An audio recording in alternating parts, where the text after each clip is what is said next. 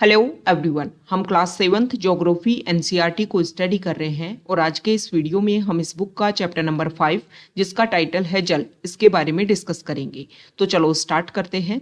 हमारी पृथ्वी की सतह पर जो जल उपस्थित है वो सूर्य के ताप की वजह से रेगुलर बेसिस पर वाष्पित होता रहता है। अब जो वाष्पित जल है वो वायुमंडल में चला जाता है और हम ये बात पहले ही डिस्कस कर चुके हैं कि जैसे ही हम वायुमंडल की ऊपरी परतों में जाते हैं टेम्परेचर जो है वो कम होता जाता है। तो जो जलवाष्प के रूप में जो जल परिवर्तित हुआ और फिर वायुमंडल में गया, तो वायुमंडल में जब टेम्परेचर जो है, तापमान जो है वो कम होगा तो वहां पर वो जलवाष्प जो है वो संघनित होकर के बादलों का रूप ले लेता है और फिर वही बादल जो है वो वर्षा, हिम और सहिम वृष्टि के रूप में धरती या समुद्र पर फिर से नीचे गिरने लग जाता है। तो जिस प्रक्रम में जल लगातार अपने स्वरूप को बदलता रहता है और महासागरों, वायुमंडल और धरती के बीच चक्कर लगाता रहता है, उसी को जल चक्र कहते हैं। तो ये तो हमने जल चक्र से रिलेटेड बेसिक फैक्ट डिस्कस किए कि हमारी पृथ्वी पर जो जल है वो किन किन रूपों में अपने आप को परिवर्तित करता रहता है। अब हम देख लेते हैं कि जो जल है उसमें लवणीय जल और अलवणीय जल का जो पार्ट है वो कहाँ कहाँ पर उपस्थित है।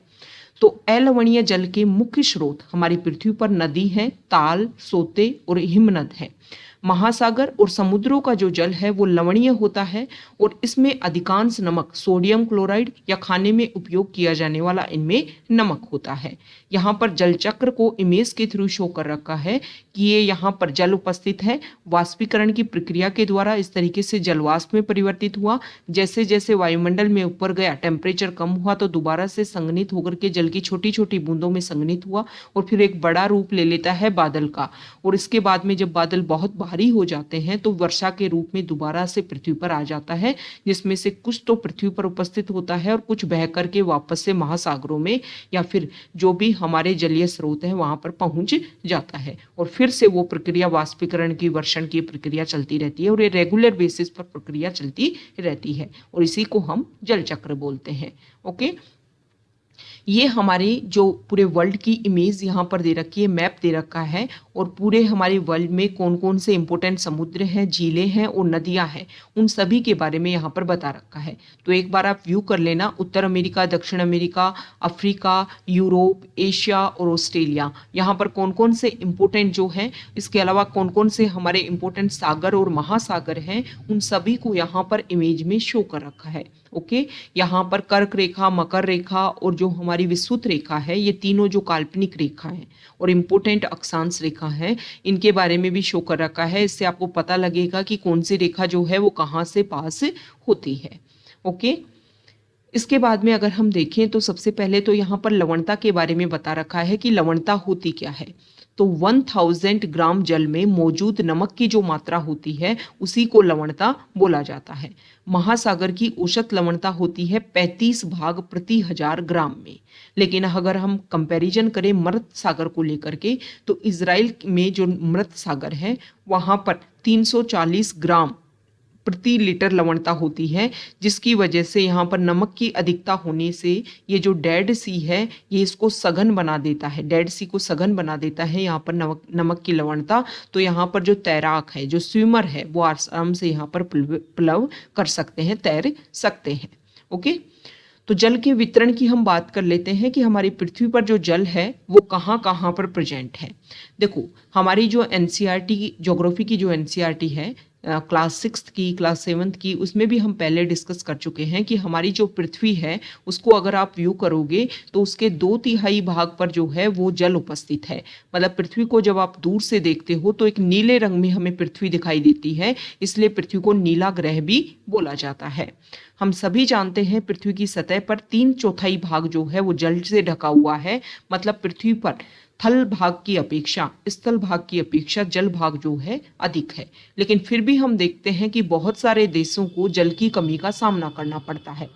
इसका मेजर रीजन ये है कि हमारी पृथ्वी पर जो मैक्सिमम जल है वो है लवणीय जल, जिसको आप यूज नहीं कर सकते हो। और यही रीजन है कि बहुत सारे कंट्री को रेगुलर बेसिस पर पानी की जो परेशानी है उससे जूझना पड़ता है। तो यहाँ पर बता रखा है, तो सबसे ज़्यादा जो हमारा पृथ्वी पर जो जल उपस्थित है वो महासागरों में है, 97.3% पार्ट जो है। फिर उसके बाद में बर्फ चत्रक में 2% जो पार्ट है, भूमिगत जल में 0.68, झीलों का अलवण जल और स्थलीय समुद्र एवं नमकीन जल में है दोनों में 0.09, 0.009, 0.009। वायुमंडल में जलवाष्प के रूप में है 0.0019 और नदियों में है 0.0001। तो इस तरीके से आपको पता होना चाहिए। बहुत सारे एग्जाम में इनको ऑर्डर भी पूछ लिया जाता है कि सबसे ज़्यादा जल जो है वो कहाँ प्रेजेंट है, सबसे कम जो है वो कहाँ प्रेजेंट है। तो नदियों में आपको लगेगा कि बहुत सारा जल प्रेजेंट है, लेकिन नदियों में अगर हम देखें तो सबसे कम, वायुमंडल में जो जलवाष्प प्रेजेंट है ना, उससे भी कम जो है वो नदियों में पानी उपस्थित होता है। इसको यहाँ पर एग्जाम्पल के थ्रू समझा रखा है कि आप 2 लीटर जल लें, उस 2 लीटर जल में से ये जो 2 लीटर जल है, इसको पृथ्वी पर जो संपूर्ण जल है उसको आप मान सकते हो, और इसमें से 12 चम्मच जो जल है उसको माप करके दूसरे कटोरों में निकाल लें। तो बर्तन से जो जल निकलने के बाद में जो शेष जल उस जग में बचा, जो 2 लीटर आपने जल लिया था जिसमें 12 चम्मच आपने निकाल ली, जो शेष जल बचा है वो दिखाता है हमारी पृथ्वी पर लवणीय जल को, मतलब खारे पानी की उपस्थिति को, जो महासागर और समुद्र में पाया जाता है और जल उपभोग के लिए बिल्कुल भी उपयुक्त नहीं है, क्योंकि यह जो जल है वो नमक युक्त होता है। और जो 12 चम्मच हमने जल निकाला है वो पृथ्वी पर उपस्थित अलवणीय जल है।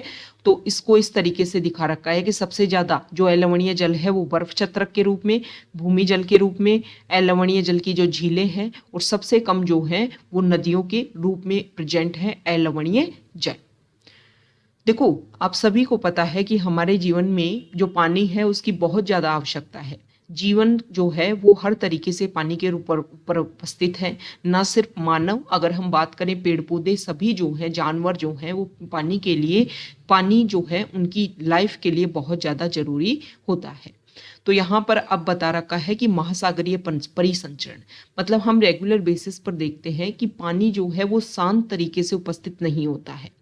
अगर हम देखें तो ताल और झील जो है लगभग वो ही आपको एक शांत जल के रूप में उपस्थित दिखती मिलेंगी, लेकिन जो महासागर हैं या सागर हैं उनमें जो पानी है वो रेगुलर गति करता रहता है।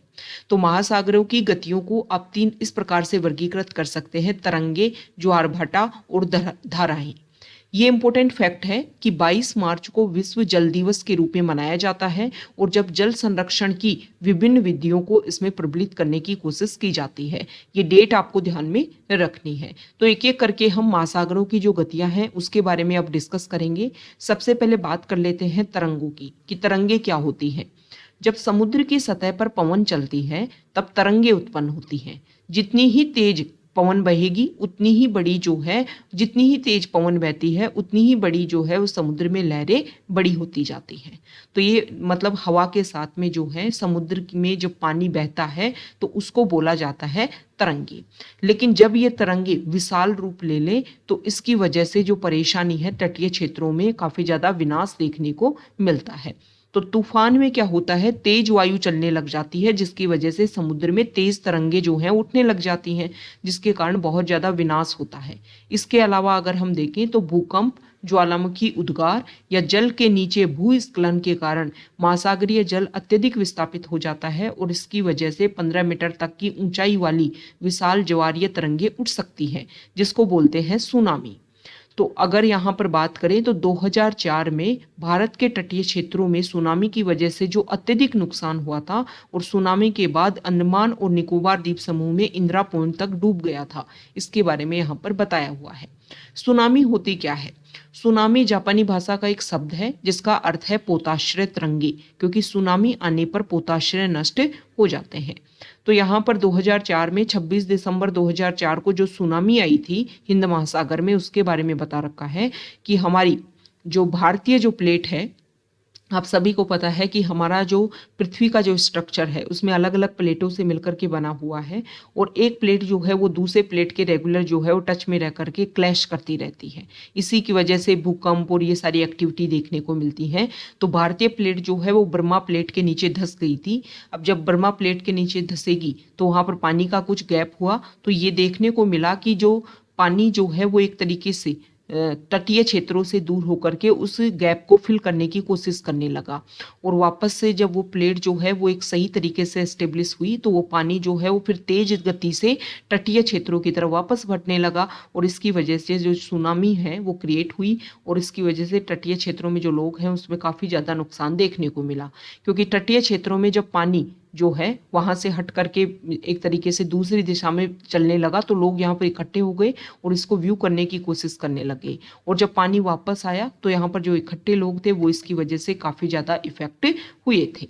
ओके, तो यहाँ पर बता रखा है कि हमारे भारत के जो तटीय क्षेत्र हैं, आंध्र प्रदेश, आंध्र प्रदेश के तटीय प्रदेश, तमिलनाडु, केरल, पुदुचेरी, अंडमान और निकोबार द्वीप समूह जो है वो इससे सबसे ज़्यादा प्रभावित हुए थे।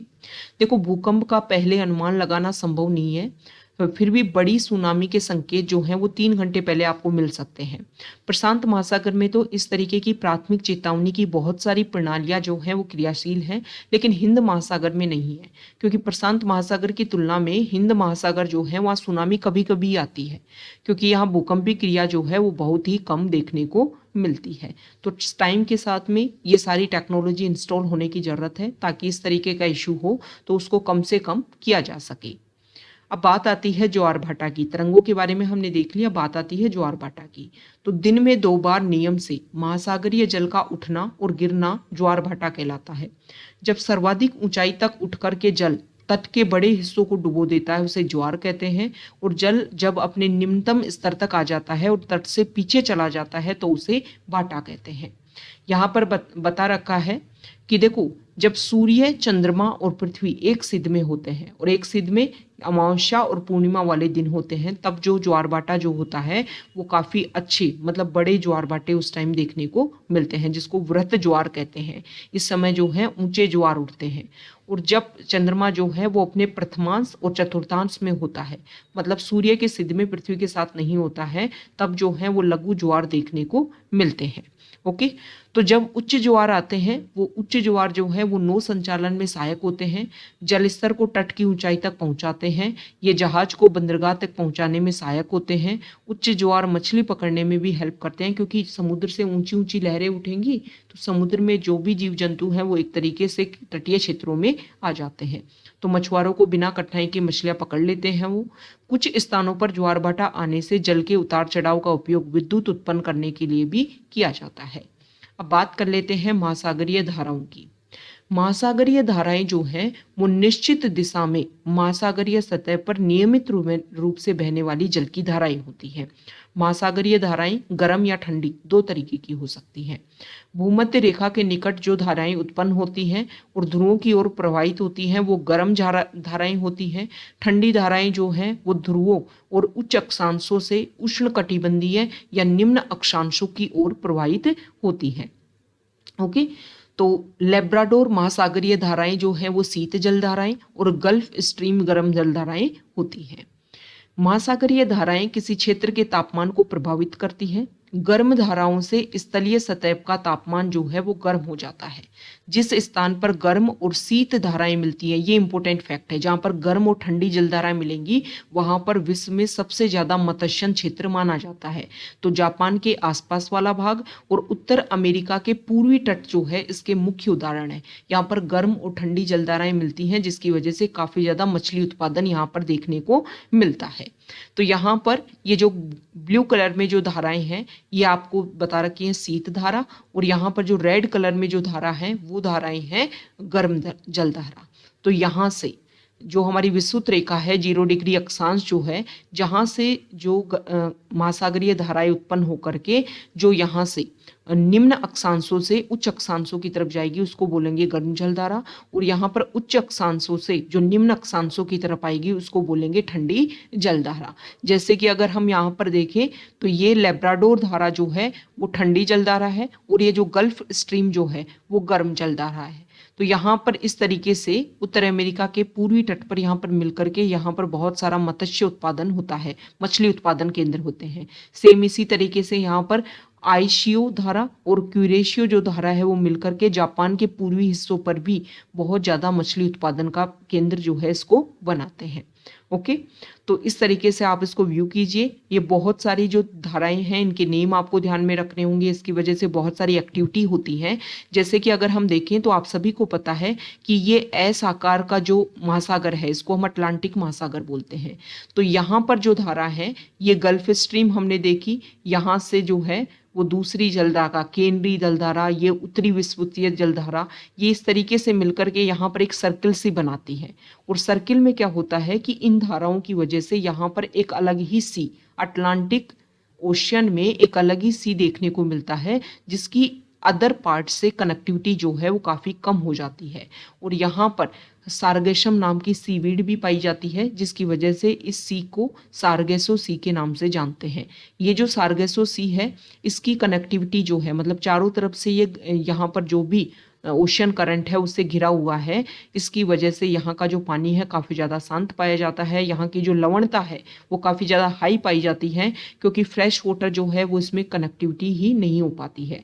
दूसरा अगर हम देखें तो यहाँ पर टेम्परेचर ज़्यादा है, विषुवत रेखा वाले रीजन के पास में है, तो टेम्परेचर ज़्यादा होने की वजह से इवेपोरेशन ज़्यादा होगा।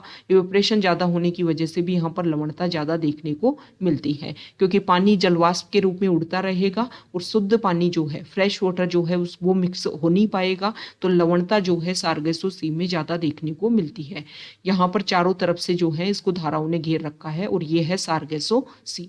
इसी तरीके की अदर एक्टिविटी आपको अदर एरिया में भी देखने को मिलती है। तो जैसे जैसे हमारी एनसीईआरटी का स्टैंडर्ड इंक्रीज होगा वैसे वैसे ये सारे बेसिक फैक्ट्स हम डिस्कस करते रहेंगे। एक इम्पोर्टेंट फैक्ट हो रहा है कि जहाँ पर गर्म और ठंडी जलधाराएं मिलती हैं वहाँ पर कोहरे वाला मौसम बन जाता है, जिसके फलस्वरूप नौका संचालन में, मतलब जहाज और इन सभी को पास करने में वहाँ पर बाधा उत्पन्न होती है, हर्डल्स क्रिएट होती है।